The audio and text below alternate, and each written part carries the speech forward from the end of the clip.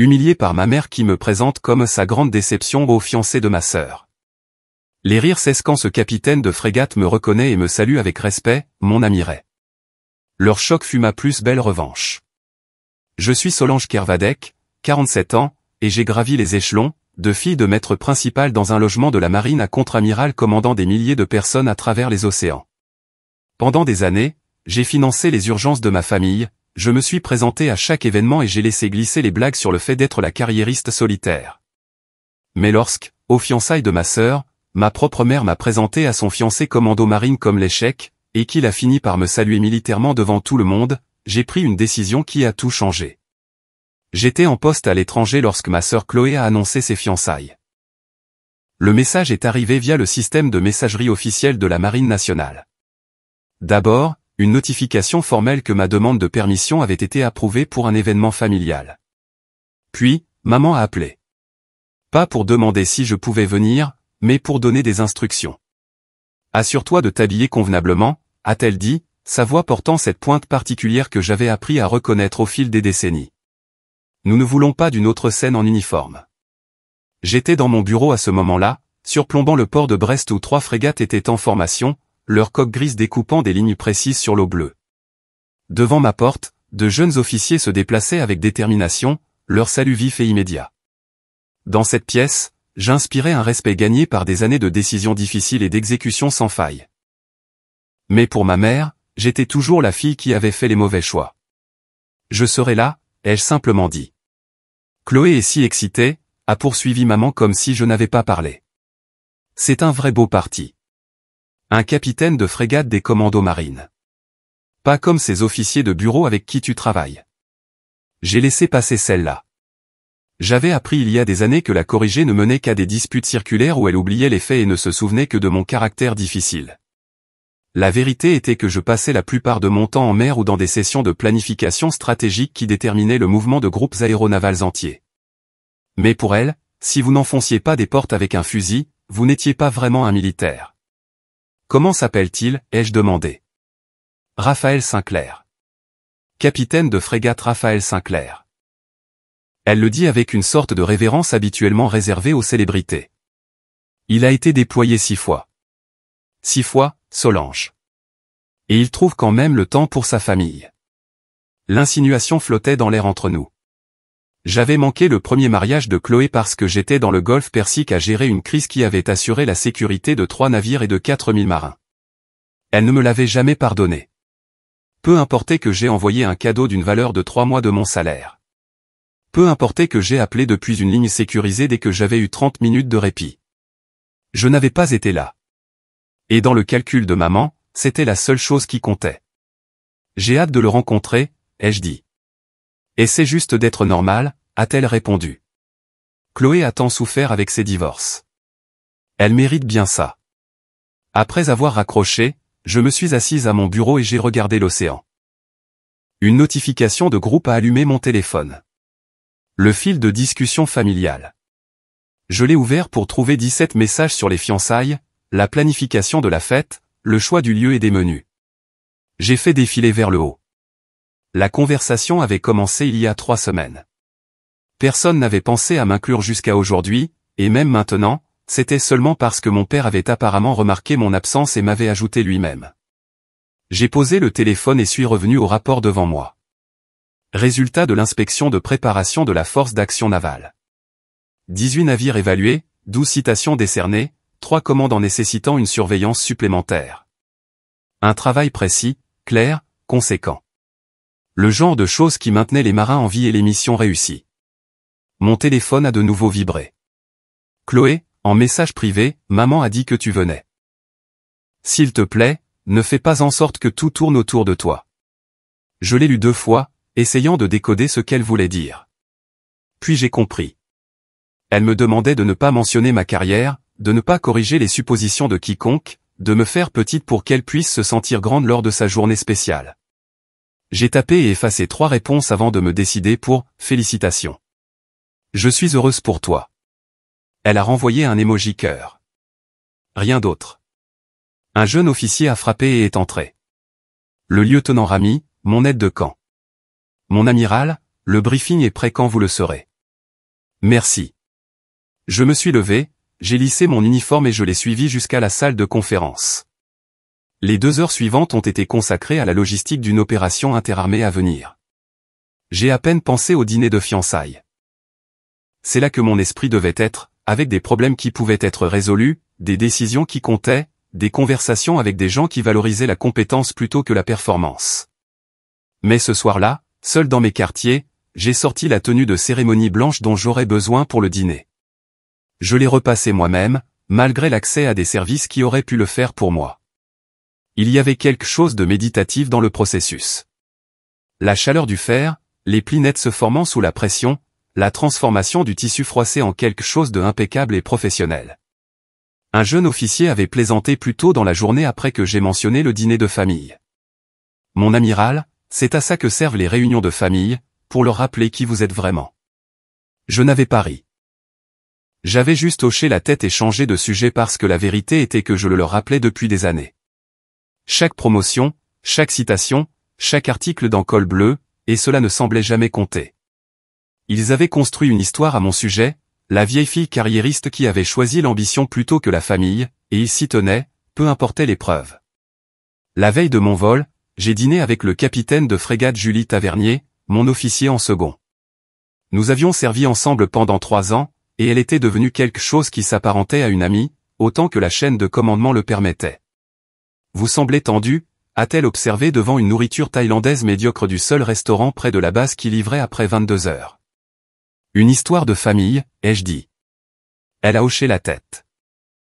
Elle avait rencontré son lot de familles qui ne comprenaient pas ce que nous faisions. Vous voulez en parler? Ma sœur épouse un capitaine de frégate des commandos marines. Ma mère pense qu'il est plus militaire que moi. Julie a failli s'étouffer avec son pas de taille. Vous plaisantez. J'aimerais bien. Solange, vous coordonnez des opérations sur cette fuseaux horaire. Vous avez 4000 marins sous votre commandement. Vous briefez des sénateurs. Elle secoua la tête. Qu'est-ce qu'elle pense que vous faites toute la journée? De la paperasse, apparemment. Allez-vous le leur dire? J'y ai réfléchi. L'idée d'entrer dans ce club privé et d'annoncer mon grade semblait à la fois satisfaisante et épuisante. Je vais me présenter et être respectueuse. Ce qu'ils en feront, ça les regarde. Julie m'a étudié un moment. C'est très diplomate de votre part. Je suis fatigué de me battre pour avoir ma place dans ma propre famille. Alors pourquoi y aller? C'était une question juste. Je me l'étais posée une douzaine de fois en faisant mes valises. Mais la réponse était simple. Même si ça n'avait pas de sens, c'était toujours ma famille. Ma mère m'avait élevé. Ma sœur avait été ma meilleure amie autrefois, avant que des chemins divergents et des priorités différentes ne creusent un canyon entre nous. Je continuais de me présenter parce qu'une partie de moi espérait encore qu'un jour, elle me verrait clairement. Parce que je ne suis pas encore prête à abandonner, ai-je finalement dit. Julie a levé sa bière. À la famille. Puisse-t-il finir par comprendre? J'ai trinqué mon verre contre le sien et j'ai souri. Le vol vers la Côte d'Azur s'est bien passé. J'ai passé la plupart du temps à examiner des dossiers personnels et à essayer de ne pas penser au dîner. À l'atterrissage, j'ai loué une voiture et je suis allé directement au club privé, ma tenue blanche suspendue sur le siège arrière. Le parking était rempli de voitures de luxe. J'ai trouvé une place au fond, loin de l'entrée, et je suis resté assise un moment en silence. À travers les fenêtres, je pouvais voir les gens se rassembler, les amis de ma sœur, le cercle social de ma mère, des hommes en costume et des femmes en robe de cocktail. Et quelque part à l'intérieur, le capitaine de frégate Raphaël Sinclair, que ma mère considérait comme le vrai militaire. J'ai vérifié mes décorations une dernière fois, je me suis assuré que mon tricorne était correctement positionné, et je suis sorti dans l'air humide du soir. Il était temps de leur rappeler qui j'étais vraiment, qu'ils soient prêts à le voir ou non. Le club privé sentait le parfum cher et les fleurs fraîches. J'ai franchi l'entrée seul, mes talons claquant sur des sols en marbre qui coûtaient probablement plus que mon salaire annuel. Une hôtesse au sourire étudié m'a dirigé vers la salle à manger privée où ma famille était réunie. Je pouvais les entendre avant de les voir, des rires, le tintement des verres, la voix de ma mère s'élevant au-dessus des autres avec cette qualité théâtrale particulière qu'elle réservait aux audiences. Quand je suis entré, la conversation ne s'est pas arrêtée. Personne ne s'est retourné. Je suis resté dans l'embrasure de la porte un instant, observant la scène. Des tables rondes couvertes de nappes blanches, des centres de table de rose et d'hydrangea, et à la table d'honneur, ma sœur Chloé dans une robe bleu pâle assortie à ses yeux, rayonnante et confiante. Ma mère m'a vu la première. Son sourire s'est durci. « Oh, tu es vraiment venu ?» a-t-elle dit assez fort pour que plusieurs personnes se tournent. Tout le monde, voici ma fille, ma grande déception. Les mots ont atterri comme une gifle, mais j'ai gardé une expression neutre. J'avais appris que la réaction était ce qu'elle voulait, une blessure visible qu'elle pouvait soit ignorer, soit s'excuser, selon son humeur et son public. Des rires ont parcouru la pièce. Pas des rires cruels, exactement. Plutôt le son nerveux que les gens font quand quelqu'un dit quelque chose de gênant et qu'ils ne savent pas comment réagir. Chloé a baissé les yeux vers son assiette. Pas embarrassé pour moi, ai-je réalisé. Embarrassé de moi.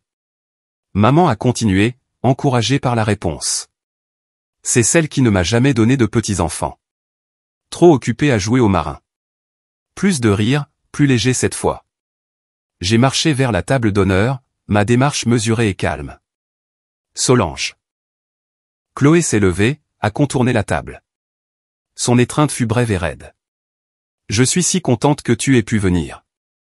Les mots étaient justes, mais son ton suggérait le contraire. Félicitations, ai-je dit. Je suis heureuse pour toi. Voici le capitaine de frégate Raphaël Sinclair, a interjeté maman, désignant l'homme à côté de Chloé. Un vrai militaire, pas un militaire de bureau comme toi. Il s'est levé et je l'ai vu clairement pour la première fois. Grand, en forme, probablement au début de la quarantaine. Le genre de beauté burinée qui vient d'années d'opération en extérieur. Ses yeux étaient vifs, évaluateurs. Il a tendu la main. Madame, a-t-il dit poliment, sa poignée ferme mais pas agressive. Enchanté de vous rencontrer. Son regard a parcouru mon uniforme, s'attardant sur mes décorations. J'ai observé son expression, un désintérêt poli, le genre de regard que les officiers supérieurs portent au personnel subalterne lors des événements sociaux obligatoires. Il était courtois, rien de plus. Puis ses yeux se sont posés sur mes épaulettes. L'étoile argentée qui y était épinglée. J'ai vu le moment où la reconnaissance l'a frappé. Ses yeux se sont écarquillés. Le sang a quitté son visage. Il a lâché ma main et a reculé d'un pas, son corps réagissant avant que son esprit n'ait pleinement traité ce qu'il voyait. Ses talons se sont joints brusquement. Sa main droite s'est levée en un salut si impeccable qu'il aurait pu servir de modèle dans une vidéo d'instruction. Contre-amiral Kervadec, mon amiral, a-t-il dit, sa voix portant à travers la pièce soudainement silencieuse. Je vous prie de m'excuser, mon amiral. Je ne vous avais pas reconnu hors contexte. Les rires sont morts en plein vol. Les fourchettes se sont figées à mi-chemin des bouches. Le verre de vin de quelqu'un a fait un petit bruit en étant posé trop fort. J'ai rendu le salut lentement, en le regardant dans les yeux. Repos, capitaine de frégate. Il a baissé la main mais ne s'est pas détendu. Son visage était passé de confiant à mortifié en l'espace de 3 secondes. Derrière lui, je pouvais voir ses coéquipiers commando, 3 autres hommes en costume, tous me fixant avec de grands yeux. La bouche de ma mère était tombée. Elle regardait de moi à Raphaël et inversement, essayant de concilier ce qu'elle venait de voir avec le récit qu'elle avait construit. Elle est plus gradée que toi, a chuchoté quelqu'un d'une table voisine. Raphaël n'a pas répondu. Il a tiré la chaise à côté de Chloé. S'il vous plaît, mon amiral, asseyez-vous. Merci, capitaine de frégate. Je me suis assise, posant mon tricorne sur la table à côté de mon assiette. Le silence s'est étiré. Je pouvais sentir les yeux de tout le monde sur moi. Je pouvais sentir la réévaluation qui se produisait en temps réel. Le visage de ma sœur était devenu pâle. Ma mère avait l'air d'avoir été frappée. L'un des coéquipiers de Raphaël s'est penché en avant. Contre-amiral Kervadec, force d'action navale, groupe aéronaval 7 ? J'ai confirmé. P, souffla-t-il, puis se reprit. Je veux dire, excusez-moi, mon amiral. Nous avons étudié l'une de vos opérations à l'Orient, le passage du détroit l'année dernière. C'était un travail d'équipe, ai-je dit. De bons marins, une bonne planification. C'était brillant, a-t-il rétorqué. Vous avez fait passer 4 navires dans une zone contestée sans aucun incident. Le débriefing est devenu une lecture obligatoire. Raphaël s'était un peu remis. Il s'est assis à côté de Chloé, qui n'avait toujours rien dit. Mon amiral, je m'excuse encore. Votre mère a dit. Il s'est arrêté, réalisant le piège dans lequel il s'engageait. Ce n'est rien, capitaine de frégate. J'ai déplié ma serviette, l'ai placée sur mes genoux. Ça arrive. Mais ce n'était pas rien, et tout le monde à cette table le savait. Maman a finalement retrouvé sa voix. Tu ne nous as jamais dit que tu étais contre-amiral. Je l'ai regardé directement. Je suis contre-amiral depuis 18 mois. C'était dans Col Bleu. Je t'ai envoyé l'article. Je pensais que c'était une autre Solange Kervadec, dit-elle faiblement. Ce n'était pas le cas. Chloé a attrapé son verre de vin, sa main tremblant légèrement. Raphaël a posé sa main sur la sienne, l'étudiant. Il me regardait avec un mélange d'admiration et d'horreur. Depuis combien de temps êtes-vous dans la marine? A demandé l'un des autres commandos. 29 ans. École navale? Oui. Quelle est votre spécialité? Guerre de surface. Opération stratégique. Les questions ont continué, et j'y ai répondu simplement, sans élaborer. Mais chaque réponse était un clou de plus dans le cercueil du récit de ma mère. Chaque réponse révélait le décalage entre la personne qu'elle avait décidé que j'étais et qui j'étais réellement. Le dîner a été servi, mais personne ne mangeait vraiment. La conversation s'était fracturée en petits groupes de discussions chuchotées. J'ai capté des fragments. Je ne savais pas, elle n'a jamais rien dit. Comment avons-nous pu ne pas le savoir? Ma mère était silencieuse maintenant, poussant la nourriture dans son assiette. Chloé continuait de me regarder comme si j'étais une étrangère. Raphaël, à son honneur, a essayé de sauver la soirée. Mon amiral, si cela ne vous dérange pas d'en discuter, comment est votre commandement? Chargé, ai-je dit. Nous sommes responsables d'une zone opérationnelle assez vaste. Ça maintient tout le monde sur le qui-vive. J'imagine. Il a fait une pause. J'ai servi sous l'amiral Richardson il y a 2 ans. Le connaissez-vous? Nous avons travaillé ensemble. Bon officier. Il a dit beaucoup de bien de vous. En fait, je n'avais pas fait le lien jusqu'à maintenant. Un autre clou. Au moment du dessert, l'atmosphère avait complètement changé. Les gens me posaient des questions, me montraient du respect, me traitaient comme quelqu'un d'important. Ma mère était assise à la tête de la table, diminuée, son pouvoir dans cet espace soudainement révélé comme la chose superficielle qu'il avait toujours été. Je n'ai pas jubilé. Je n'ai pas fait de commentaires acerbes ni apprécié son inconfort. J'ai simplement existé, pleinement visible pour la première fois en leur présence. Quand je me suis excusé pour partir tôt, mais pas de manière impolie, Raphaël s'est levé immédiatement. Mon amiral, ce fut un honneur. Vraiment. Félicitations pour vos fiançailles, capitaine de frégate. Prenez soin de ma sœur. J'y veillerai, mon amiral. J'ai serré brièvement Chloé dans mes bras. Elle a murmuré, pourquoi ne nous as-tu rien dit? J'ai essayé, ai-je dit simplement. Vous n'avez pas écouté. Je suis sorti de ce club privé la tête haute et les épaules droites. L'air humide m'a frappé comme un mur, mais je m'en fichais. J'ai conduit jusqu'au logement de la base, je suis entré dans le petit appartement que la marine me fournissait, et je suis resté assise dans le noir pendant un long moment. Je ne me sentais pas triomphante. Je me sentais juste fatigué. Fatigué d'être sous-estimé.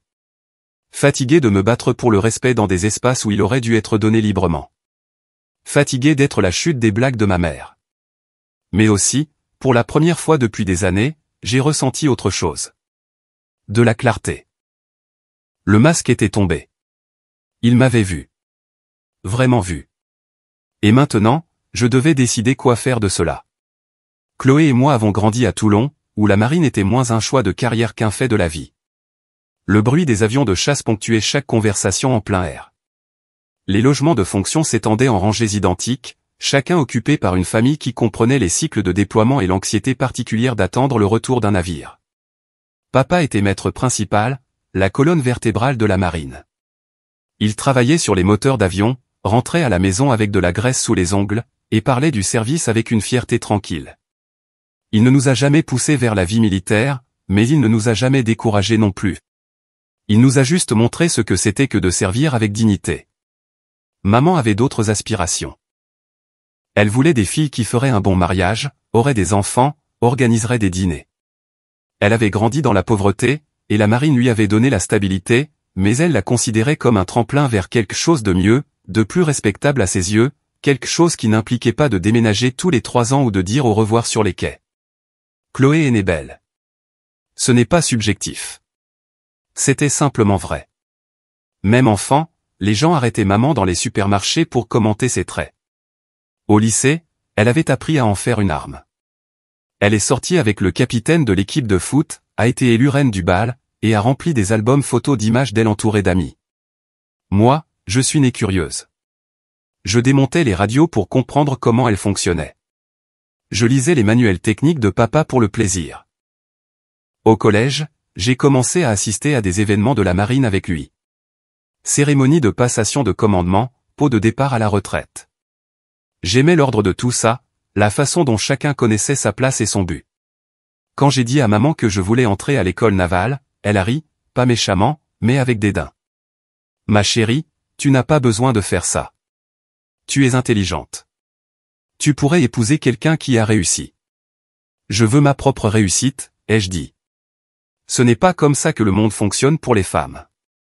Mais j'ai postulé quand même. Papa m'a aidé avec les exigences physiques, courant à côté de moi à 5 heures du matin avant l'école. Il ne disait pas grand-chose, mais sa présence était un soutien suffisant. J'ai été admise. Meilleur résultat au test, solide recommandation, une nomination parlementaire. Quand la lettre d'acceptation est arrivée, papa l'a mise sur le réfrigérateur. Maman l'a enlevée le lendemain. Elle a dit que ça encombrait la cuisine. Chloé a fait une école d'esthétique. Elle était douée. Elle avait un talent pour que les gens se sentent beaux. Elle a ouvert son propre salon à 22 ans, a épousé un promoteur immobilier à 23. Le mariage était énorme, cher, exactement ce que maman avait toujours voulu. Je l'ai manqué parce que j'étais déployé dans le Golfe. J'ai essayé d'expliquer. La mission était critique. Je ne pouvais pas obtenir de permission. Mon absence n'était pas personnelle. Mais pour Chloé, c'était la trahison ultime. Sa sœur n'était pas venue pour le jour le plus important de sa vie. Le mariage a duré 3 ans. Quand il s'est terminé, je suis rentré en permission d'urgence. Chloé était dévastée, pleurant dans la cuisine de maman sur la façon dont elle avait gâché sa jeunesse. Je me suis assise avec elle, je lui ai apporté des mouchoirs, j'ai écouté chaque détail. Au moins, tu étais là pour ça, a-t-elle dit. Bien sûr que j'étais là. Tu n'es jamais là. Ça m'a blessé parce que c'était en partie vrai. Je manquais les anniversaires, les vacances, les mardis ordinaires. Mais je construisais quelque chose, une carrière qui comptait, une vie avec un but. Durant mes 20 et 30 ans, je suis devenu le distributeur de billets de la famille. Chloé avait besoin d'argent pour le loyer après son divorce. Je l'ai envoyé. La voiture de maman est tombée en panne. J'ai payé les réparations. Papa avait besoin d'une opération. J'ai couvert le ticket modérateur. Chaque crise qui nécessitait de l'argent passait par moi. Ça ne me dérangeait pas vraiment. Je gagnais bien ma vie et vivais simplement. Mais la gratitude était toujours mince, toujours provisoire. Elle venait avec des commentaires comme « ça doit être bien d'avoir tout cet argent disponible ». Ou « si tu avais une famille, tu comprendrais les dépenses ». Quand je suis devenu capitaine de corvette à 32 ans, j'ai appelé pour partager la nouvelle. Maman a répondu et je l'ai entendu dire à quelqu'un « Solange a eu une autre promotion ». Je suppose que c'est bien. Une autre promotion, comme si je collectionnais des timbres. Mon deuxième déploiement était en mer de Chine méridionale. J'étais officier en second sur une frégate, responsable de 1200 marins et d'un système d'armes valant des milliards. Nous traquions des sous-marins, interceptions des trafiquants de drogue, faisions des démonstrations de force dans des eaux contestées. Je dormais 4 heures par nuit et j'adorais chaque minute. Chloé s'est remariée pendant mon absence. Cette fois avec un dentiste. Le mariage était plus petit et je n'étais pas invité. On a fait ça en petit comité, a-t-elle expliqué quand j'ai appelé. Famille proche seulement. J'étais de la famille proche, mais apparemment pas du bon genre. Ce mariage a duré 5 ans. Quand il s'est terminé, Chloé est retournée vivre chez maman. J'étais en poste à Brest à l'époque, assez proches pour visiter le week-end. Je descendais une fois par mois, j'aidais avec le jardinage, je les emmenais dîner. Elles se plaignaient de moi tout le temps, de comment je ne venais jamais assez, de comment je travaillais trop, de comment je ne comprendrais jamais le véritable amour parce que j'avais choisi la carrière plutôt que la famille. J'ai arrêté de les corriger. Je les ai laissées croire ce qu'elles avaient besoin de croire. Quand je suis devenu capitaine de frégate à 36 ans, Col Bleu a publié un petit article. Je l'ai envoyé à maman. Elle a répondu par SMS, bien. Nous sommes fiers. Mais elle n'en a jamais parlé à ses amis. Elle n'en a jamais parlé lors des réunions de famille. C'était comme si cette partie de ma vie existait dans une dimension séparée qui ne comptait pas. Je suis devenu capitaine de vaisseau à 41 ans, un grade que la plupart des officiers n'atteignent jamais. Cela venait avec la responsabilité d'un navire entier et de l'équipage qui le faisait fonctionner. Je me tenais sur la passerelle et prenais des décisions qui affectaient des centaines de vies. J'ai témoigné devant le Parlement sur la préparation et la stratégie. J'ai été invité à parler à l'école de guerre. Maman m'a demandé quand j'allais me poser. Papa était différent. Il ne disait jamais grand-chose, mais parfois je le surprenais en train de lire des articles sur mon navire ou mon commandement. Une fois, lors d'un barbecue familial, un de ses anciens copains de la marine a posé des questions sur moi. Le visage de papa s'est illuminé. Elle commande une frégate maintenant. Première femme de sa promotion à obtenir cette affectation. Maman a interrompu. Ne parlons pas de travail. Chloé vient d'obtenir la certification bio pour son salon. Le schéma était clair. Toute réussite que j'obtenais était minimisée, redirigée ou ignorée. Toute difficulté que Chloé rencontrait était élevée au rang de crise. J'ai payé pour la rénovation du salon de Chloé, 12 000 €. Elle m'a remercié en disant, ça doit être bien de ne pas avoir de vraies dépenses. J'ai financé la rénovation de la cuisine de maman, 15 000 €. Elle l'a montré à ses amis en mentionnant que sa fille qui réussissait, celle avec le salon, avait aidé à la rendre possible. Quand je suis devenu contre-amiral à 45 ans, ce fut un moment important. Grade d'officier général. La cérémonie était formelle, en présence de hauts dirigeants de toute la flotte. Papa est venu, se tenant au fond dans sa tenue de cérémonie de maître principal à la retraite, les larmes aux yeux. Maman n'est pas venue.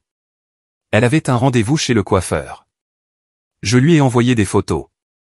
Elle a répondu, il a l'air de faire froid là-haut. Chloé a texté, cool, je suppose. J'ai arrêté d'attendre plus. J'ai construit ma vie autour des gens qui me valorisaient, les marins que je mentorais, les officiers avec qui je travaillais, la mission que je servais. Mais je n'ai jamais cessé de me présenter aux événements familiaux, jamais cessé d'appeler pour les anniversaires, jamais cessé d'être présente de la manière qu'elle me permettait. Parce que quelque part au fond de moi, je croyais encore que la famille signifiait quelque chose. Que le sang créait des obligations qui transcendaient l'équité ou la logique. Que éventuellement, elle me verrait clairement. Le dîner de fiançailles a brisé cette croyance. Non pas à cause de l'insulte, j'en avais supporté de pire, mais à cause de la certitude dans la voix de ma mère quand elle m'a appelé une déception. Elle le croyait pleinement. Malgré tout ce que j'avais accompli, tout ce que j'avais donné, toutes les manières dont j'avais essayé d'être assez. Je ne serais jamais assez parce que j'avais échoué au seul test qui comptait pour elle. Je n'étais pas devenu la fille qu'elle voulait. Et cette nuit-là, avec le salut de Raphaël encore suspendu dans l'air, j'ai réalisé quelque chose de crucial. Je n'avais pas besoin de l'être. J'avais passé 3 décennies à essayer de gagner le respect de personnes déterminées à ne pas le donner. J'avais financé leur vie, assisté à leurs événements, avalé leurs insultes. Je m'étais contorsionné dans des formes qui semblaient contre nature, espérant que si j'essayais assez fort, elles aimeraient la vraie moi. Mais la vraie moi n'était jamais ce qu'elle voulait. Elle voulait quelqu'un de plus petit, quelqu'un qui avait besoin d'elle, quelqu'un dont le succès ne remettait pas en question leur récit de ce que les femmes devraient être. Je n'étais pas cette personne. Je n'avais jamais été cette personne. Et finalement, heureusement, j'étais fatigué de prétendre que je pouvais l'être. Le trajet de retour à la base cette nuit-là fut silencieux. Je n'ai pas pleuré. Je n'ai pas ragé. J'ai juste conduit, regardant le paysage familier de la côte défiler, sentant quelque chose en moi se mettre en place. Quand je suis arrivé dans mes quartiers, j'ai sorti mon téléphone et j'ai regardé la discussion de groupe familial. 17 nouveaux messages, aucun ne m'étant adressé, aucun ne reconnaissant ce qui s'était passé au dîner. J'ai ouvert un nouveau SMS à Chloé. Je suis contente que tu sois heureuse. J'espère que Raphaël prendra bien soin de toi. Puis j'ai supprimé la discussion de groupe familial de mon téléphone. Pas par colère, pas par vengeance, juste par acceptation. Certaines portes se ferment parce que nous les claquons.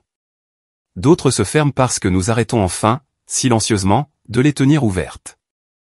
Après le salut, la conversation a avancé en trébuchant comme un animal blessé essayant de paraître en bonne santé. Les gens posaient des questions polies sur mon commandement, mais leur voix avait la qualité creuse de ceux qui venaient d'assister à quelque chose qu'ils ne pouvaient pas tout à fait traiter. Raphaël n'arrêtait pas de s'excuser avec ses yeux. Chaque fois que je jetais un coup d'œil dans sa direction, il avait l'air d'un homme qui venait de réaliser qu'il avait insulté un officier supérieur devant des témoins, ce qui, techniquement, était le cas. Chloé picorait son saumon et ne disait rien. Maman a essayé de récupérer en passant à la planification du mariage, mais sa voix manquait de son assurance habituelle. Elle n'arrêtait pas de me jeter des regards comme si j'étais une étrangère qui avait pris la place de sa fille. Je me suis excusé avant que le café ne soit servi. Volto demain, ai-je dit, ce qui était assez vrai. Raphaël s'est levé immédiatement. Mon amiral, merci d'être venu. Félicitations encore, capitaine Sinclair, ai-je dit, utilisant le futur nom de famille de ma sœur comme une douce plaisanterie, mais elle n'a pas souri. Papa m'a accompagné jusqu'à ma voiture. Il avait été silencieux toute la soirée, observant tout avec ses yeux attentifs qui ne manquaient rien. Tu as bien géré ça, a-t-il dit alors que nous atteignions ma voiture de location. Avais-je le choix? Tu as toujours le choix. Tu as choisi la dignité. Il a fait une pause. Je suis fier de toi, Solange. Je l'ai toujours été. Je l'ai serré dans mes bras et pendant un moment, j'avais de nouveau 8 ans, debout sur ses épaules à un meeting aérien, regardant la patrouille de France tracer des motifs dans le ciel. Merci, papa. Ta mère, commença-t-il, puis s'arrêta. Elle ne sait pas comment avoir tort. Elle n'a jamais su. Je sais. Donne-lui du temps. J'ai hoché la tête, mais je n'étais pas sûr que le temps changerait quoi que ce soit. Certaines personnes révisent leurs opinions face à de nouvelles preuves. D'autres s'enfoncent simplement plus profondément, protégeant leur vision du monde contre la réalité. Le trajet de retour au logement de la base a duré 40 minutes. J'ai passé la plupart du temps à rejouer la soirée. Pas l'humiliation, cela m'avait à peine touché, mais le moment d'après. Le silence, la recalibration, la prise de conscience soudaine que leur récit avait été faux depuis le début. J'avais voulu qu'il me voie, et maintenant il l'avait fait. La question était, que se passerait-il ensuite? De retour dans mes quartiers, j'ai quitté ma tenue blanche pour des vêtements civils, un jean et un sweat de la marine que papa m'avait donné des années auparavant. J'ai fait du thé et je me suis assise sur le petit balcon donnant sur la base. En bas, je pouvais voir le changement de quart de nuit, des marins se déplaçant entre les bâtiments, des véhicules passant les postes de sécurité, la machinerie de la marine poursuivant son opération sans fin. C'était mon monde. C'étaient mes gens. Dans le calme, j'ai repensé à toutes les années où j'avais financé leur vie. Chaque excuse que j'avais faite pour être trop ambitieuse. Chaque fois que j'avais minimisé mes accomplissements pour les mettre à l'aise. Le mot échec résonnait différemment maintenant, presque comique. J'ai pensé aux femmes que j'avais mentorées. Les jeunes enseignes de vaisseaux qui étaient venues dans mon bureau, confuses quant à leur parcours professionnel, et qui en étaient reparties avec clarté et détermination. Le lieutenant qui envisageait de quitter le service jusqu'à ce que nous parlions de ce que signifiait vraiment le leadership. Le capitaine de frégate qui avait récemment pris son propre navire, qui m'avait envoyé un message disant simplement « Vous m'avez montré que c'était possible ».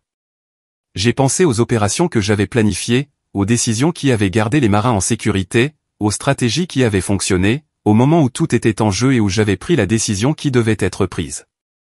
Ma famille n'avait jamais rien vu de tout cela parce qu'elle n'avait jamais voulu le voir. Ils avaient construit une histoire. La fille ambitieuse qui avait sacrifié la famille pour la carrière. Et il s'y était tenu, peu importait l'épreuve. J'ai cessé de me sentir blessé. Juste fatigué. Fatigué de nager à contre-courant d'un flot qui ne changerait jamais de direction. Fatigué de me battre pour une place dans une famille qui avait déjà décidé de l'espace que je méritais. Mon téléphone a vibré. Un message de Chloé. Tu as embarrassé maman. Tu ne pouvais pas simplement jouer le jeu. Je l'ai lu 3 fois, sentant quelque chose changer en moi. Jouer le jeu, prétendre être petite. Accepter l'insulte avec grâce. Être la chute de la blague pour que maman puisse avoir son moment. J'ai tapé et effacé 5 réponses différentes. Finalement, je n'ai rien choisi. J'ai juste fixé le message, regardant le curseur clignoter. Puis j'ai supprimé le SMS sans répondre. Le lendemain matin, j'ai sauté le brunch familial auquel j'étais censé assister. J'étais censé subir un autre repas de comparaison et de critique, une autre série de blagues à mes dépens. Au lieu de cela, je suis allé courir sur la base, je me suis douché et j'ai pris mon vol 6 heures plus tôt. Mon téléphone a commencé à vibrer avant même que j'arrive à l'aéroport. Maman appelait. J'ai refusé. Elle a rappelé. J'ai refusé à nouveau. Puis un message vocal. Alors, tu te crois trop bien pour nous maintenant? C'est ça? Tu te pointes à un dîner, tu embarrasses tout le monde, et tu pars. C'est bien typique de toi, Solange. Très égoïste. J'ai sauvegardé le message vocal, non pas pour le réécouter, mais comme preuve, un enregistrement de qui nous étions vraiment les uns pour les autres. Pendant le vol de retour vers Brest, j'ai rédigé un email. Il m'a fallu 3 heures et 7 tentatives pour trouver le bon ton. Pas en colère, pas blessé, juste clair. Maman et Chloé, je vous aime toutes les deux, mais j'ai besoin de prendre du recul par rapport aux événements familiaux pendant un certain temps. La dynamique n'est pas saine pour moi, et je ne pense pas que ma présence ajoute quoi que ce soit de positif pour vous. Je vous souhaite le meilleur à toutes les deux. Je vais me concentrer sur mes responsabilités de commandement. Prenez soin de vous, Solange. Je l'ai lu 20 fois avant de l'envoyer. Puis j'ai cliqué sur envoyer et j'ai mis mon téléphone en mode avion. Quand j'ai atterri, j'avais 37 messages. Je les ai tous supprimés sans les lire et j'ai bloqué le groupe de discussion familiale. Pas par colère, par autopréservation. Les semaines suivantes se sont écoulées dans un tourbillon de travail, d'exercices de la flotte, d'évaluation de préparation, de sessions de planification stratégique. Je me suis plongé dans le rythme du commandement, trouvant du réconfort dans des problèmes qui avaient des solutions et des gens qui valorisaient la compétence. Julie a remarqué le changement. Vous semblez plus légère, a-t-elle dit un soir, penchée sur des papiers dans mon bureau. J'ai perdu du poids, ai-je dit. Elle a compris sans demander. 1 mois plus tard, Col Bleu a publié un portrait. La contre-amiral Solange Kervadec et son commandement du groupe aéronaval 7.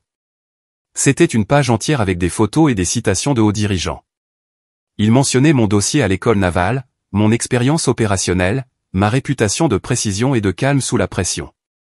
Je ne l'ai pas envoyé à ma famille, mais apparemment quelqu'un d'autre l'a fait. Ma sœur a texté un seul mot. Impressionnant. Rien d'autre. Juste ça. Je n'ai pas répondu. Maman a appelé. Je n'ai pas répondu. Elle a laissé un message vocal. J'ai vu l'article. C'est très impressionnant. Je ne réalisais pas que tu avais si bien réussi. Je l'ai supprimé. Papa a appelé. J'ai répondu à celui-là. Félicitations, ma grande, a-t-il dit. Groupe aéronaval 7. C'est du sérieux. Merci, papa. Ta mère parle de l'article à tout le monde. Tant mieux pour elle. Elle veut s'excuser. Je crois qu'elle ne sait juste pas comment faire. Elle sait comment faire, papa. Elle n'en a juste pas assez envie. Il a soupiré. C'est probablement vrai. Je t'aime, ai-je dit. Mais je ne peux pas continuer comme ça. La dynamique ne fonctionne plus. Je comprends. Il a fait une pause. Pour ce que ça vaut, j'ai toujours su qui tu étais. Ça signifie tout pour moi. Après avoir raccroché, je me suis assise à mon bureau et j'ai fixé la photo sur le mur. Ma cérémonie de passation de commandement. Des centaines de marins en formation, des drapeaux claquant au vent, le poids de la responsabilité se posant sur mes épaules comme un manteau familier. Je n'avais pas cherché la vengeance. Juste la distance. Mais la distance suffisait à rendre la vérité évidente. Je n'étais pas un échec. Je n'étais pas une déception. J'étais un officier général de la Marine nationale. Et j'avais mérité chaque étoile sur mon col. L'incapacité de ma famille à le voir était leur limitation, pas la mienne. Et finalement, miséricordieusement, j'étais prête à cesser de faire de leurs problèmes mon fardeau. La vie de commandement m'a consumé d'une manière que seuls ceux qui l'ont vécu peuvent comprendre. Les briefings de 5 heures sont devenus mon café du matin. Les inspections du pont d'envol, ma méditation. Le rythme sans fin du tempo opérationnel, des cycles de planification, des calendriers de maintenance, des évolutions d'entraînement a créé un cadre qui semblait plus propre que tout dans ma vie personnelle. Pas de compliments à double sens ici. Pas de dénigrement subtil, juste des hiérarchies claires, des responsabilités définies, et le genre de respect qui venait d'une compétence éprouvée. Le groupe aéronaval 7 était le mien maintenant. 4 navires, 23 aéronefs, des milliers de marins. Nous opérions dans un théâtre qui s'étendait de l'Atlantique à la mer des Philippines, maintenant la préparation pour toute éventualité que l'océan pourrait nous lancer. Le poids de cela aurait dû être écrasant. Au lieu de cela, c'était un soulagement. Mes journées commençaient dans l'obscurité et se terminaient de la même manière.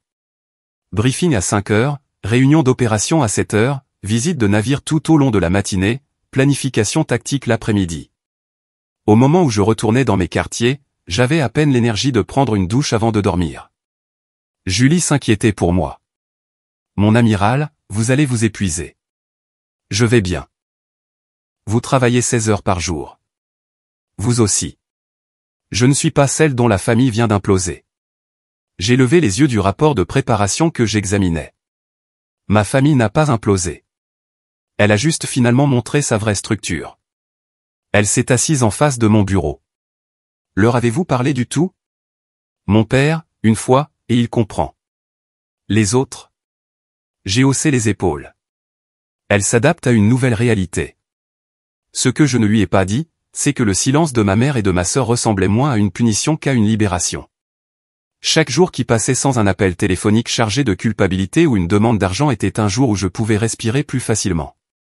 6 semaines après le dîner de fiançailles, Chloé a appelé. J'ai fixé son nom sur mon écran pendant 3 sonneries avant de répondre. Solange. Sa voix était petite, incertaine. Chloé. On peut parler? On est en train de parler. Je veux dire, vraiment parler. Pas, je ne sais pas. Pas comme ça. J'ai attendu. De l'autre côté, je pouvais entendre sa respiration, rassemblant son courage pour quelque chose. Raphaël est en déploiement depuis 3 semaines, a-t-elle finalement dit. Je pensais comprendre ce que ça signifiait. Tu sais, parce que tu avais été déployé. Mais je ne comprenais pas. Je ne comprenais pas du tout. C'est dur, ai-je dit d'un ton neutre. Il ne peut pas me dire où il est ni ce qu'il fait. Je ne sais pas s'il est en sécurité. Je ne sais même pas quand j'aurai de ses nouvelles. Elle a fait une pause. C'était comme ça pour toi, tout le temps? Oui. Et on n'a jamais demandé. On a juste. On a fait des blagues sur le fait que tu fuyais. Je n'ai rien dit. Qui avait-il à dire? Je suis désolé, a-t-elle murmuré. Je suis tellement désolé, Solange. Je ne comprenais pas. Je n'ai même pas essayé de comprendre. L'excuse a atterri dans l'espace entre nous et je l'ai examinée attentivement. Était-elle réelle? Était-elle performative? Est-ce que ça importait? J'apprécie que tu dises ça, ai-je finalement dit. Maman a été. Elle s'est interrompue. Elle a été différente depuis le dîner, depuis l'article. Différente comment? Défensive. Elle parle de toi à tout le monde maintenant, mais c'est comme si elle essayait de les convaincre qu'elle a toujours su, qu'elle t'a toujours soutenu. Chloé a ri, mais c'était un rire amer. C'est étrange de voir les gens réécrire leur propre histoire, ai-je dit. C'est plus facile que d'admettre qu'ils avaient tort. On a vraiment été si horrible? La question flottait dans l'air. Je pouvais mentir, arrondir les angles, rendre les choses plus faciles pour nous deux, mais j'en avais fini avec cette version de la gentillesse. Oui, ai-je dit simplement. Vous l'avez été. Elle est restée silencieuse un long moment. Je ne sais pas comment réparer ça. Je ne suis pas sûr que ça puisse être réparé, Chloé. Pas rapidement. Peut-être pas du tout. Mais on est sœurs. C'est de la biologie, pas une relation. Ce sont 2 choses différentes. J'ai entendu son souffle se couper, comme si elle allait pleurer. Une partie de moi voulait la réconforter, retomber dans les vieux schémas. Mais une plus grande partie, celle qui s'était construite au cours de 3 décennies de service, et restée ferme. Je dois y aller, ai-je dit. J'ai un briefing dans 10 minutes. D'accord. Elle avait l'air vaincue. Solange. Oui. Pour ce que ça vaut, je suis vraiment fier de toi. J'aurais dû le dire il y a des années. Merci. Après avoir raccroché, je suis resté dans mon bureau et j'ai regardé le port. Une frégate sortait, son sillage traçant des lignes blanches sur l'eau bleue. Des marins bordaient les bastingages en formation. La cloche du navire sonnait les notes de départ qui se propageaient sur l'eau.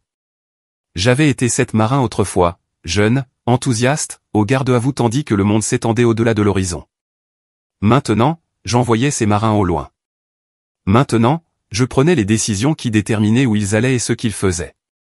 La responsabilité était immense, mais la confiance l'était aussi. Ces gens, 4000 marins de mon groupe aéronaval, comptaient sur moi pour prendre les bonnes décisions, pour être lucide et décisive, pour mettre la mission et la sécurité au-dessus de l'ego ou de l'émotion. Je ne pouvais pas faire ça si je me battais constamment pour la validation de personnes qui avaient prouvé qu'elles ne la donneraient pas. Alors, j'avais arrêté de me battre. Et dans l'espace que cela avait créé, j'avais trouvé quelque chose d'inattendu. La paix. Ce soir-là, j'ai dîné avec l'enseigne de vaisseau Maya Rios, l'une des jeunes officiers de mon programme de mentorat. Elle avait 24 ans, franco-philippine, brillante en logistique et terrifiée de ne pas être à la hauteur. Je ne sais pas si j'ai ma place ici, a-t-elle dit devant un pad thai médiocre du restaurant près de la base. Tous les autres ont l'air si confiants. Ils ne le sont pas, ai-je dit. Ils sont juste meilleurs pour faire semblant. Vous avez toujours l'air confiante. C'est de la pratique et le grade. Plus vous montez, moins vous pouvez montrer de doute, même quand vous le ressentez. Elle a picoré sa nourriture. Ma famille ne comprend pas pourquoi je me suis engagé. Ils voulaient que je sois médecin ou avocate. Quelque chose de respectable. J'ai souri. Laissez-moi deviner. Ils pensent que le service militaire est pour les gens qui ne pouvaient rien faire d'autre. Exactement. Ses yeux se sont écarquillés. Comment avez-vous su? Parce que certaines familles ne peuvent pas imaginer que quelqu'un choisirait ça. Que nous verrions le service comme un honneur, pas comme un pis-aller. Est-ce qu'ils finissent par changer d'avis? J'ai examiné la question attentivement. Parfois. Parfois non. Quoi qu'il en soit, vous ne pouvez pas faire vos choix de carrière en fonction de leur approbation. C'est plus facile à dire qu'à faire. C'est vrai. Mais voici ce que j'ai appris. Les personnes qui ne peuvent pas voir votre valeur ne sont pas qualifiées pour l'évaluer. Je me suis penché en avant. Vous êtes sorti dans les 10% meilleurs de votre promotion. Vous avez eu d'excellentes évaluations. Votre chef de division dit que vous êtes la meilleure enseigne avec qui elle a travaillé. Ce sont des faits. La déception de votre famille est une opinion. Ne confondez pas les deux. Les yeux de Maya se sont remplis de larmes. Merci, mon amiral. Vous allez vous en sortir, enseigne. Mieux que ça. En la regardant partir, j'ai pensé à toutes les jeunes femmes que j'avais mentorées au fil des ans. Celles qui doutaient d'elles-mêmes parce que quelqu'un avait planté ce doute. Celles qui avaient eu besoin de la permission d'être excellentes. Je ne pouvais pas réparer ma propre famille, mais je pouvais aider à construire un autre type de famille ici. Une famille basée sur le respect mutuel et un objectif commun, où l'excellence était reconnue, pas enviée. Cette nuit-là, seul dans mes quartiers, j'ai sorti un carnet et j'ai noté tout ce pourquoi j'étais reconnaissante. La liste n'était pas longue, mais chaque élément était réel. La fierté de papa, l'amitié de Julie, le potentiel de Maya, la frégate fendant l'eau bleue, la mission qui donnait un sens à ma vie, et au bas de la page, ma propre force. Durement acquise et réelle. Mon téléphone a vibré. Un message de Chloé. Raphaël dit que tu es une légende dans la communauté des commandos. Ils enseignent tes opérations à Lorient. J'ai fixé le SMS un long moment. Puis j'ai répondu, dis-lui merci et bonne chance pour son déploiement. Elle a renvoyé un emoji cœur. Ce n'était pas une réconciliation, mais c'était quelque chose. Un petit pas vers l'honnêteté. Je le prendrai, mais je ne le poursuivrai pas. Je ne construirai pas mon estime de moi autour de la question de savoir si ce pas mènerait à d'autres pas ou s'arrêterait complètement, parce que j'avais enfin appris ce que j'aurais dû savoir depuis le début. Ma valeur n'était pas sujette à débat. C'était un fait établi, Et quiconque ne pouvait pas le voir ne prêtait tout simplement pas attention. Le faire-part de mariage est arrivé 3 mois plus tard. Transmis par les voies officielles car Chloé n'avait pas mon adresse actuelle. Carton crème, écriture élégante, mon nom orthographié correctement pour une fois. Contre-amiral Solange Kervadec. Je l'ai tenu longtemps, sentant son poids. Julie m'a trouvé dans mon bureau en train de le fixer. Vous y allez? Je ne sais pas, qu'est-ce qui vous retient? Je ne veux pas être un symbole. Je ne veux pas être la sœur amirale qui se pointe et fait tout tourner autour de son grade. Alors, ne le faites pas. Soyez juste sa sœur. Je ne suis pas sûr de savoir comment faire ça anymore. Julie s'est assise. Mon amiral, Solange, vous avez passé votre vie à essayer d'être assez pour eux. Peut-être qu'il est temps d'être simplement vous-même et de les laisser gérer. Elle avait raison, mais la pensée de retourner dans ce monde me serrait la poitrine. Pas par peur, par épuisement à la perspective de devoir jouer un rôle à nouveau. J'ai posé le faire-part sur mon bureau. J'y réfléchirai. Mais la réflexion s'est transformée en semaine d'évitement. Nous sommes partis pour des exercices en mer de Chine méridionale. J'ai passé des journées de 18 heures à coordonner les mouvements de 4 navires, à gérer les opérations aériennes, à mener des exercices de préparation qui poussaient chaque marin à ses limites. Il était plus facile de se concentrer sur la mission que sur la décision.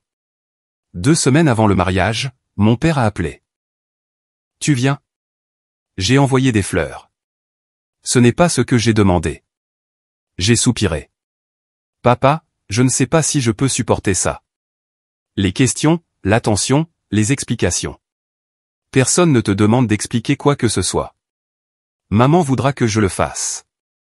Ta mère apprend à se taire. Sa voix avait une pointe que j'entendais rarement. Nous avons eu une conversation après le dîner de fiançailles. Une vraie. Quel genre de conversation? Le genre où je lui ai rappelé qu'elle a 2 filles et qu'elle est sur le point d'en perdre une définitivement si elle ne se réveille pas. J'ai fermé les yeux.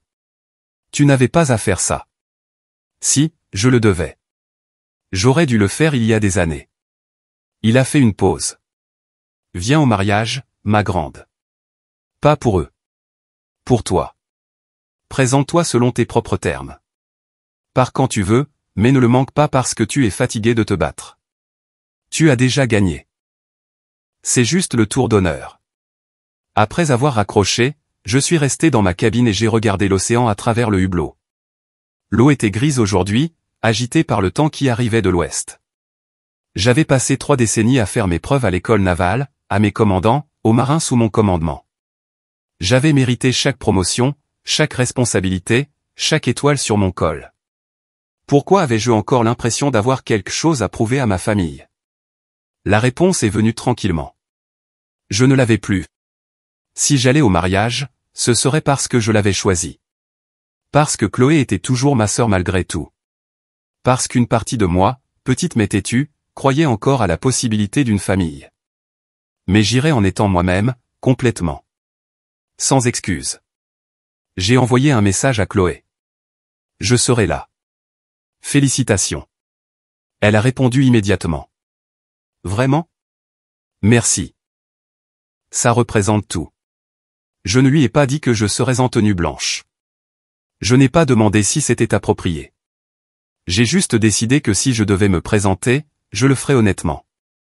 La marine m'avait appris beaucoup de choses, mais une leçon s'était avérée la plus précieuse, vous ne pouvez pas contrôler la façon dont les gens vous voient. Vous ne pouvez contrôler que la personne que vous choisissez d'être. J'ai choisi d'être exactement celle que j'étais devenue. La semaine avant le mariage, j'ai reçu un message par les voies officielles du capitaine de frégate Raphaël Sinclair, utilisant le format militaire approprié.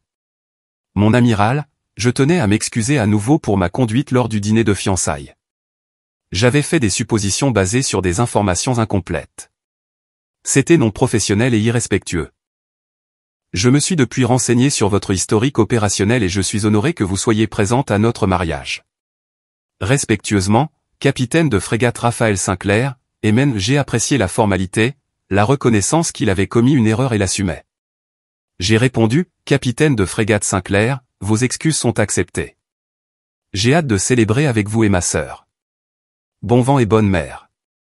Canada Kervadec. Julie m'a aidé à repasser ma tenue blanche la veille de mon vol. Nerveuse? Non, juste prête à en finir. C'est le bon état d'esprit. Je le pense vraiment. Je ne vais rien réparer. Je ne vais pas forcer une réconciliation. Je vais juste me présenter, être poli, et partir. Ça a l'air sain.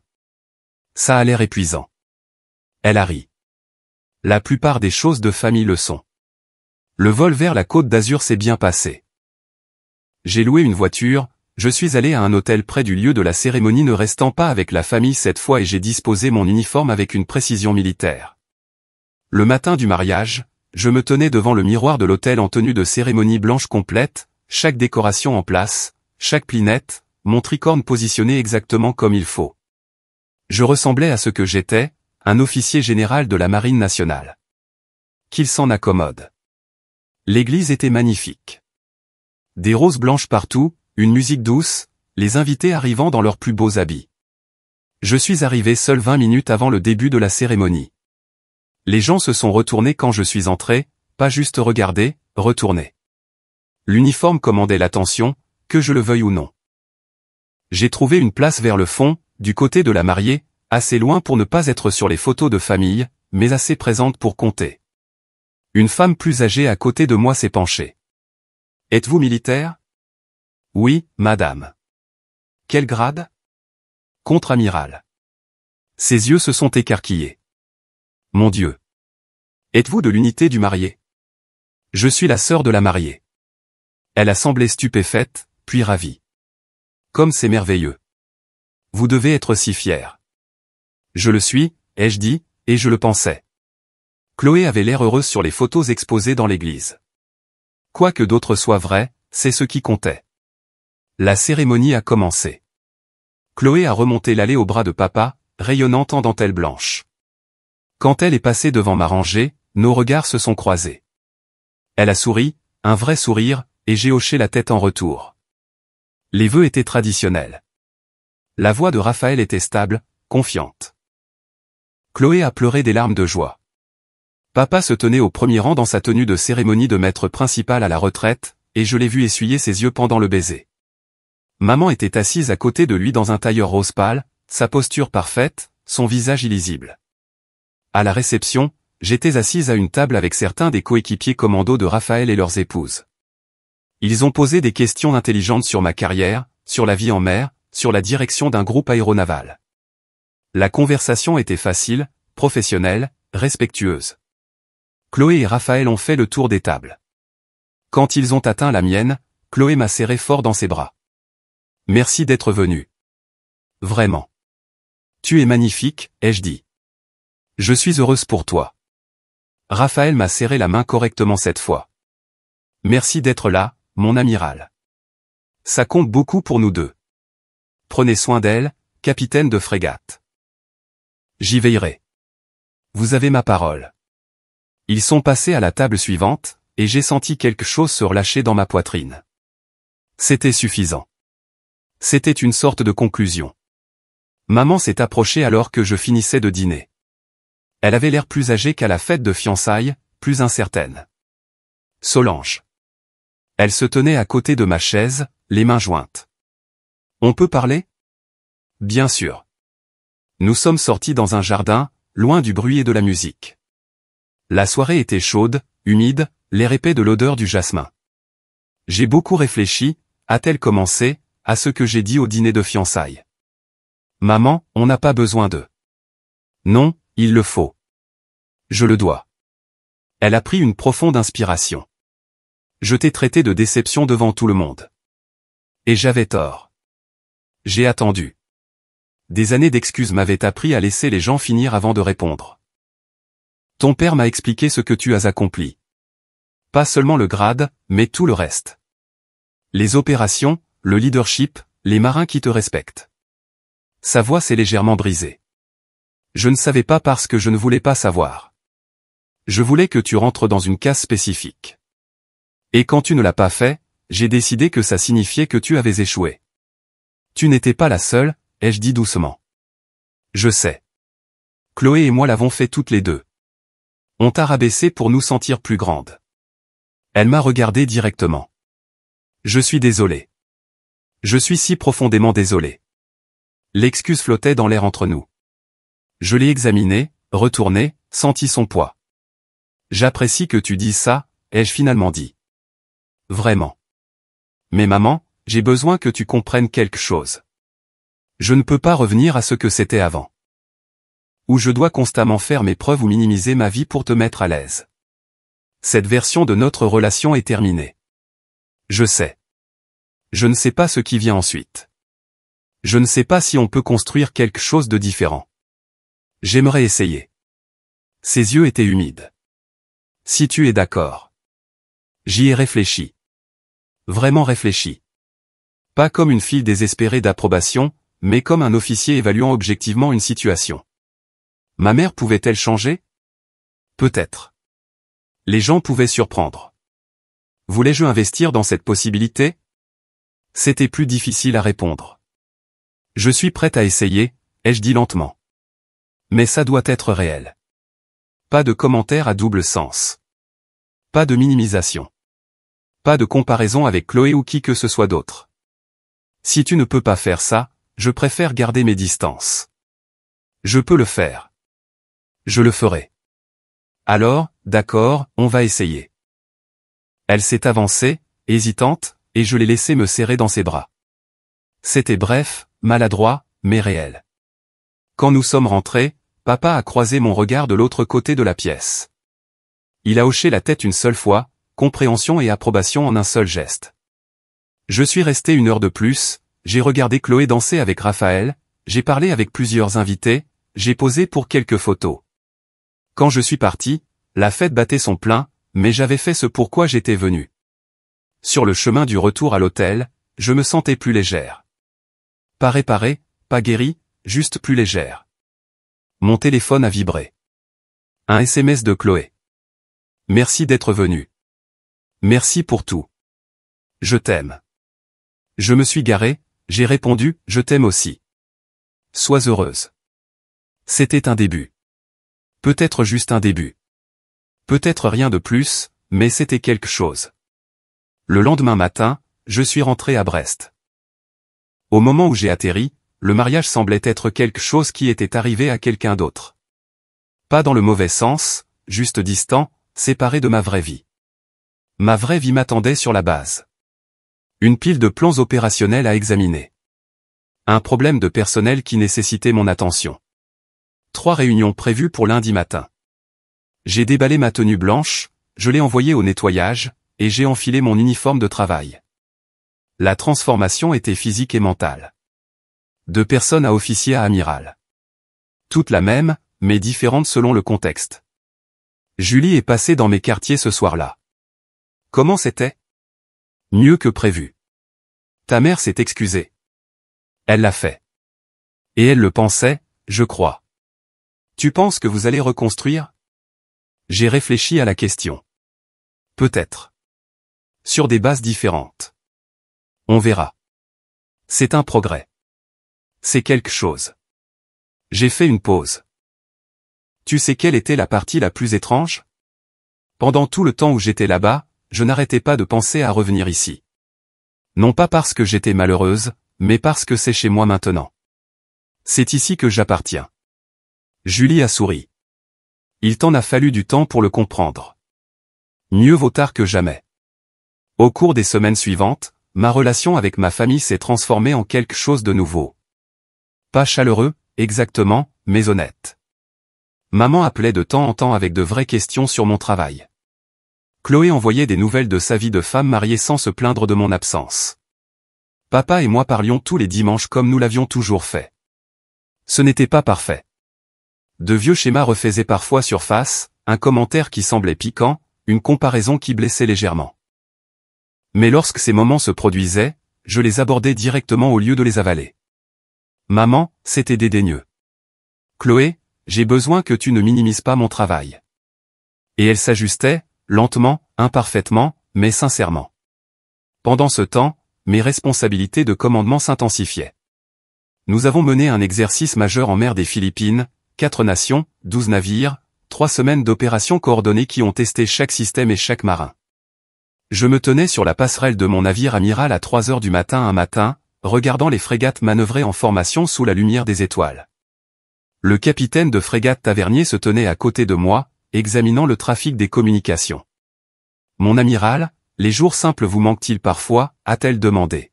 « Quand vous n'aviez qu'à vous soucier de votre propre quart ?»« Parfois.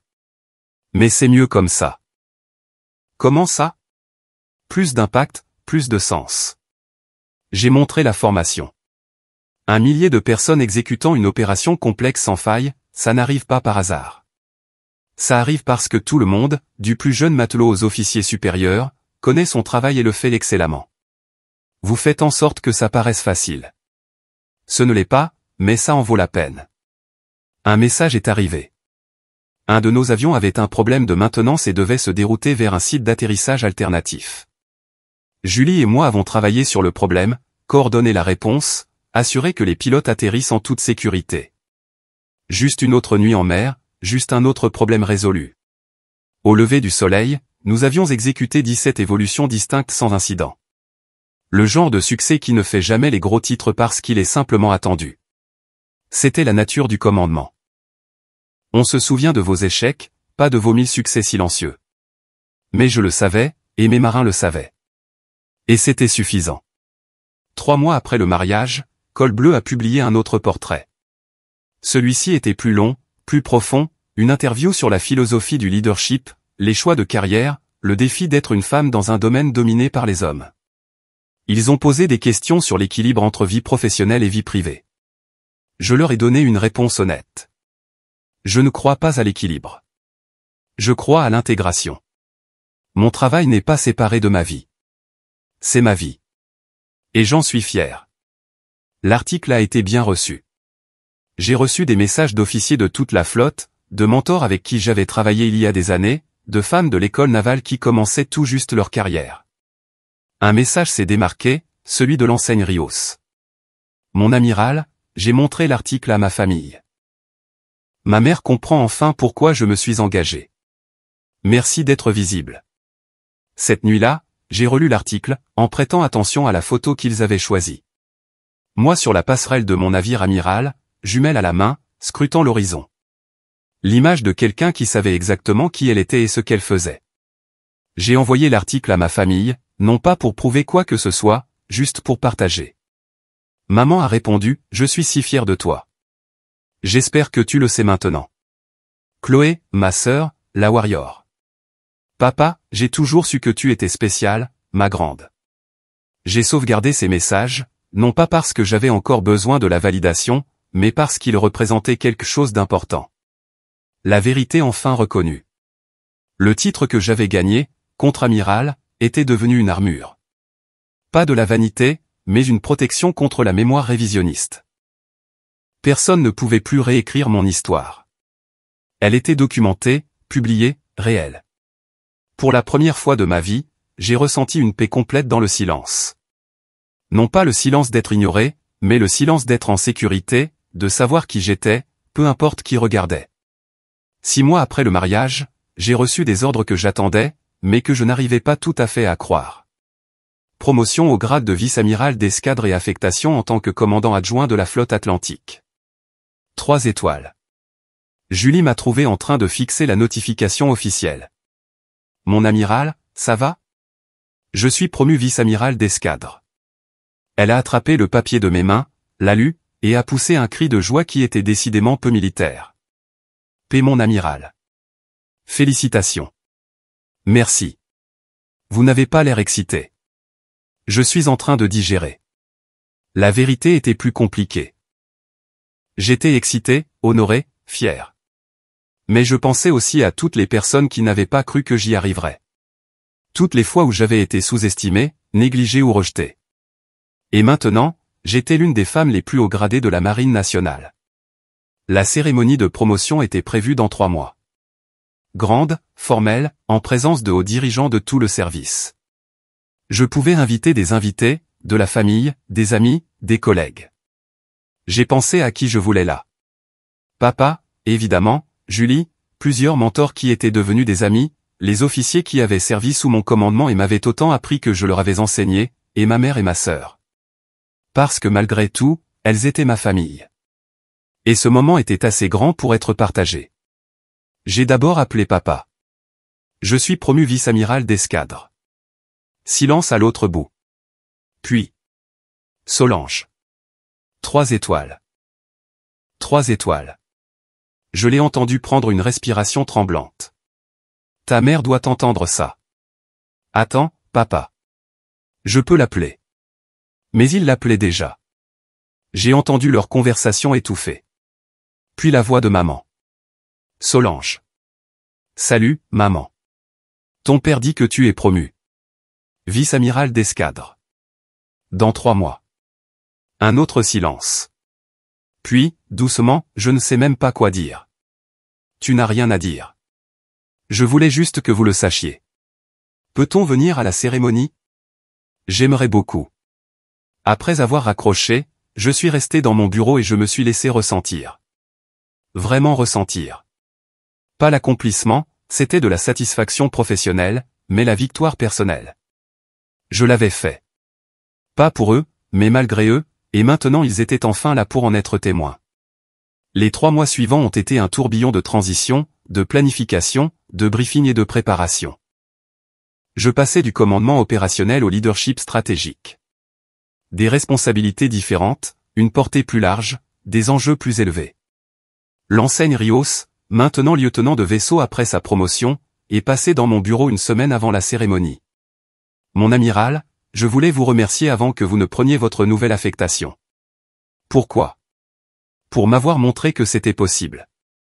Quand j'avais des difficultés à l'école navale, je regardais les femmes officiers supérieurs et j'essayais de m'imaginer à leur place. Vous êtes celle qui a rendu cela réel. C'est vous qui avez fait le travail, lieutenant. Je ne me suis juste pas mise sur votre chemin, vous avez fait plus que ça. Vous m'avez donné la permission d'être ambitieuse. Elle a fait une pause. Ma famille est venue à ma remise de diplôme. Ma mère a pleuré. Elle m'a dit qu'elle était fière. Ça a dû faire du bien. Ça en a fait. Mais vous savez ce qui a fait encore plus de bien? Réaliser que je n'en avais plus besoin. Que j'étais fier de moi-même, quoi qu'il arrive. J'ai souri. C'est ça, le véritable accomplissement. Après son départ, j'ai pensé à toutes les femmes que j'avais mentorées au fil des ans. Celles qui étaient restées, celles qui étaient parties, celles qui avaient trouvé leur propre chemin. Chacune m'avait appris quelque chose sur le leadership, sur la résilience, sur le coût et la récompense de choisir cette vie. La cérémonie a eu lieu un vendredi matin d'octobre. Ciel clair, soleil chaud, une légère brise transportant l'odeur de l'eau salée. Le lieu était un hangar de la base navale de Brest, transformé avec des drapeaux et des sièges formels. 400 personnes y ont assisté. Des officiers de toute la flotte, des dirigeants civils, toute ma chaîne de commandement. Et au 3e rang, ma famille. Papa dans sa tenue de cérémonie de maître principal à la retraite. Maman dans une robe bleu marine. Chloé avec Raphaël à ses côtés. La cérémonie a suivi le protocole traditionnel. Discours d'ouverture, lecture de la citation, l'épinglage formel de ma 3e étoile. L'amiral qui présidait la promotion a prononcé des mots que j'ai à peine entendus, quelque chose sur un service exemplaire et un leadership distingué. Ce que j'ai remarqué, c'est le poids de la 3e étoile lorsqu'elle a été épinglée à mon col. La manifestation physique de la responsabilité. Papa est monté pour l'épinglage. Ses mains tremblaient légèrement en attachant l'étoile, mais son visage était stable. Fier. Quand il a reculé et salué, j'ai rendu le salut impeccablement. Puis, parce que le protocole le permettait, je l'ai serré dans mes bras. Fier de toi, ma grande, a-t-il murmuré. Toujours été. La cérémonie s'est terminée par des remarques du commandant de la flotte atlantique sur mon nouveau rôle, mon historique opérationnel, ma réputation de précision et de prise de décision calme. Puis une réception, des poignées de main, des félicitations, des photos avec tous ceux qui m'avaient aidé à arriver là. Maman s'est approchée prudemment. Solange, c'est extraordinaire. Merci. Je le pense vraiment. Je n'avais aucune idée, aucune notion de ce que cela signifiait. La plupart des gens ne le savent pas. Ce n'est pas grave. Ce n'est pas bien. J'aurais dû savoir. J'aurais dû demander. Elle a fait une pause. Mais je suis là maintenant, j'apprends. C'est tout ce que je peux demander. Chloé m'a serré fort dans ses bras. Ma sœur, la vice-amirale d'escadre. Attends que je raconte ça à tout le monde au salon. J'ai ri. Ne te gêne pas, Raphaël m'a serré la main formellement. Mon amiral, c'est un honneur. Vraiment. Je raconterai cette histoire pendant des années. La fois où j'ai accidentellement insulté une future amirale 3 étoiles. Disons simplement que vous avez aidé à clarifier certaines choses, capitaine de frégate. Tout au long de la réception, je me suis surprise à regarder la foule. Des marins avec qui j'avais servi, des officiers que j'avais mentorés, des leaders qui avaient pris des risques pour moi. C'était aussi ma famille. Choisie, méritée, construite par un objectif commun. Julie m'a trouvé vers la fin. Comment ça fait? Surréaliste, réel, les deux. Vous l'avez mérité 20 fois. Nous l'avons mérité. Rien de tout cela n'arrive sans de bonnes personnes autour de vous. Parlez comme un vrai officier général. Elle a souri. Et maintenant? Vous sauvez le monde? Quelque chose comme ça. Probablement juste beaucoup de réunions. Des réunions ennuyeuses qui déterminent l'avenir des opérations navales dans l'Atlantique. Exactement. Ennuyeuses. Nous avons ri. Et à ce moment-là, j'ai ressenti la plénitude de tout cela.